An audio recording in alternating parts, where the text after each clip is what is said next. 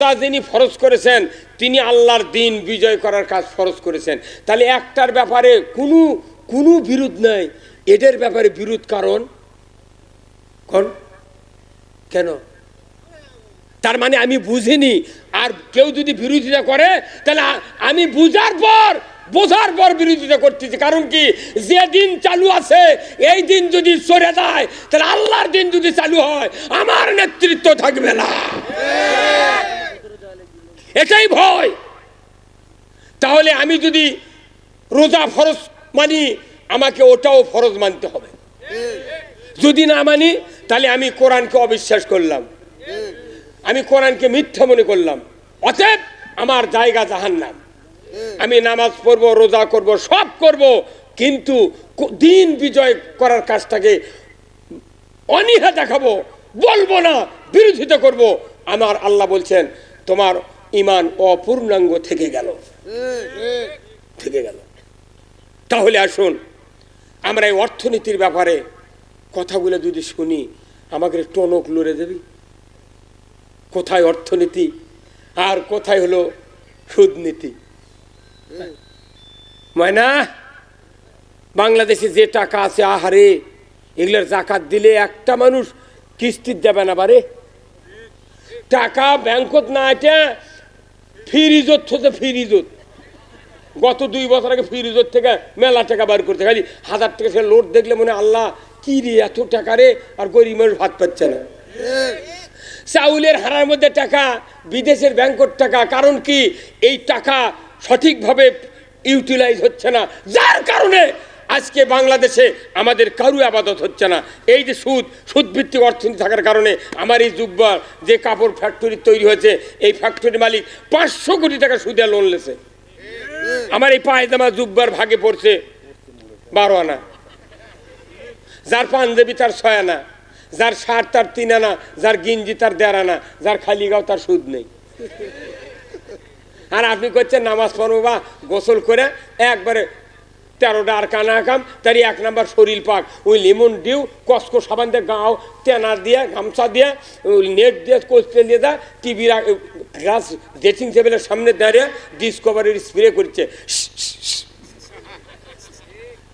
আপনার না চামড়া পরিষ্কার হলো, ভেতরে যে সুদের টাকার দই মিষ্টি গোস্ত আছে, ঠান্ডা আছে, সেবে না সেগুলাকে কমে নে।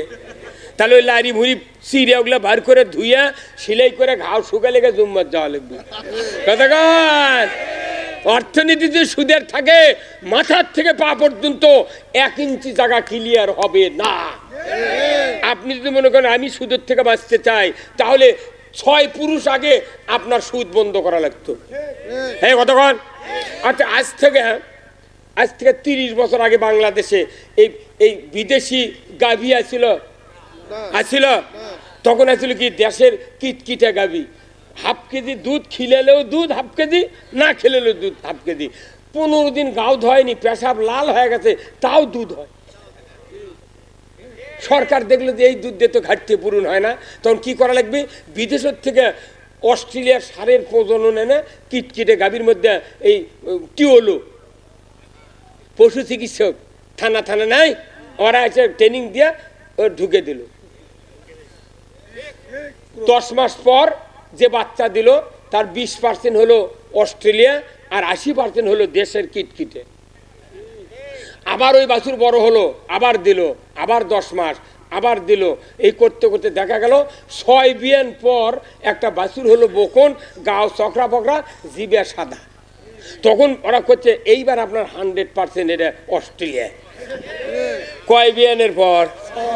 তাহলে আপনি যদি এখনই সুদের থেকে বাঁচতে চান হবে না। কথা কয় না রে, আমার মায়েরা ফেলে দিল, বা মায়েরা ফেলে দিছে রে। আপনি একটা গরুর প্রজাতি জন্ম বদলাবের ছেলে 6টা বিয়ানের পর একটা গরু আসল পেলেন। তাহলে আপনি যদি একটা সুদ মুক্ত সমাজ চান তাহলে কমপক্ষে 6 পুরুষ আগে সুদ বন্ধ করা লাগতো। তাহলে এখন আছে আপনি সুদ মুক্ত সমাজ পাতেন। এই কথা কোন আপনি কথা কোন? আর আপনি এখন যদি আবার কোন যে আমি সুদ মুক্ত হবো, তাহলে আপনার খোঁজ না, আপনি সুদের থেকে বাঁচতে পারলেন না, আপনি মরে যাবেন ওদিনকে। আপনি সুদ খা মরে গেলেন, আপনার লাতিও সুদ খা। ইনকে 6 বিয়ানের পর যে মানুষ পৃথিবীতে আসবে ওই সুদ মুক্ত পাবি। এই কতক্ষণ তাহলে এই কথা যদি মসজিদের ইমামরা বুঝাতাম তাহলে মানুষ সুদ হারামের জন্য পাগল হয়ে যেত। কিন্তু কি সাইজের কথা কয় রে, সমাজের চারানার পরিবর্তন নাই রে। বাংলাদেশ চলিচ্ছে খালি গ্যাস আর অভিনয় দিয়ে, পাম আর অভিনয় দিয়ে। বক্তারা চলিচ্ছে অভিনয় দিয়ে আর নেতারা চলিচ্ছে পাম দিয়ে। কোনো কাম করেনি, তাও কয়েক প্রচুর কাজ করেছে। তখন নেতা ফুলিচ্ছে, হ্যাঁ ইনকা কর্মী আমার দরকার। আমি অর্থনীতির কি দাম, এই অর্থনীতি যদি সুদভিত্তিক হয় পৃথিবীর কোনো জায়গায় আপনার হালাল পাবেন না, খুঁজে হালাল পাবেন না। তাহলে এই কথাটা আপনি আমি কেন বলি না, কেন বুঝি না? অথচ আল্লাহ তাআলা কোরআনে বলছেন, ও পৃথিবীর মানুষেরা তোমরা এই সুদকে না বলো।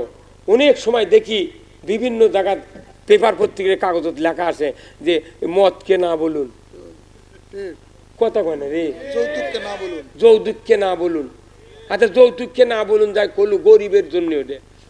আর পল্লী বিদ্যুতে যাই জিএম অরবিটিক কি খরম কাঠের খরম দিয়ে বিয়ে দিতে, ওই এক্স করলা গাড়ি দিয়ে বিটিক বিয়ে দিছে। আর ওই পল্লী বিদ্যুতের বিলত লেগে দিছে দুটি হলেই ভালো হয়, একটা হলে আর নয়, দুটি সন্তানই যথেষ্ট। যৌতুক নিবেন না, যৌতুক দেবেন।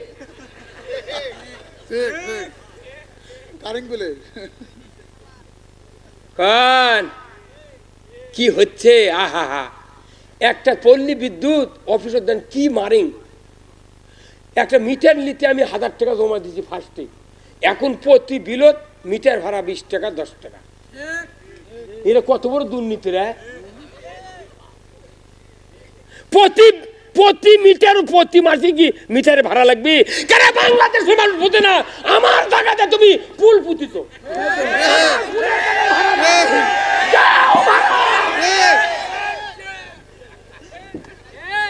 ঢাকার তো তুমি মাথা মারিচ্ছ কুয়াকাটার হাবিজুর, তুমি ওরে বাটপার কও এই বেটা বল পল্লী বিদ্যুতের ফুল পুঁতিছ আমার জমির ভাড়া দাও। তুমি মিটারের ভাড়া নিবে আর আমার জায়গার ভাড়া দেবে না কেন?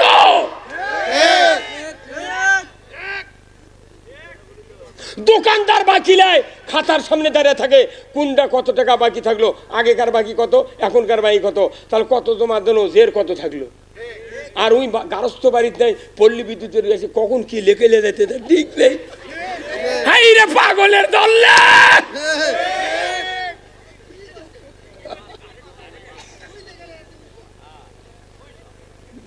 সাহস কি রে?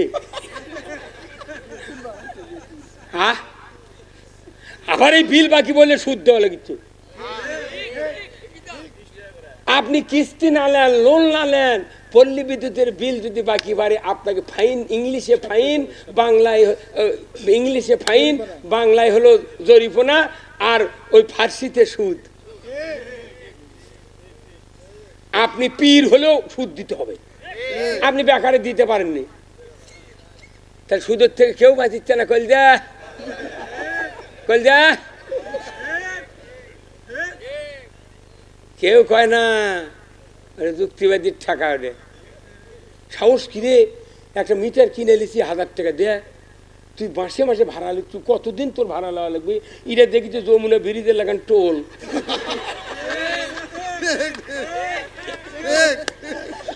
ওটা গাড়ি বার করার টোল, এটা বাতি জ্বালানোর টোল, একই ব্যবস্থা। আহা হা, কেউ কয় না রে আহা হা। জাতি ধ্বংস হয়ে যাচ্ছে, জাতি ধ্বংস। অর্থনীতি যদি আল্লাহর মর্জি মতো না হয়, এই সারা জীবন যেভাবে করলাম তাও শাস্তি শেষ হবে না। আপনাকে জাহান্নামের ভেতরে এই অর্থ আপনার কি করবে? পুঞ্জীভূত করা অর্থ, সুদভিত্তিক অর্থনীতি, মানে যারা অর্থ কামাই করে থাকবে তাদেরকে জাহান্নামের আগুনে এটার উত্তপ্ত করে কপালে, পিঠে, পাঁজরে দাগ দেওয়া হবে।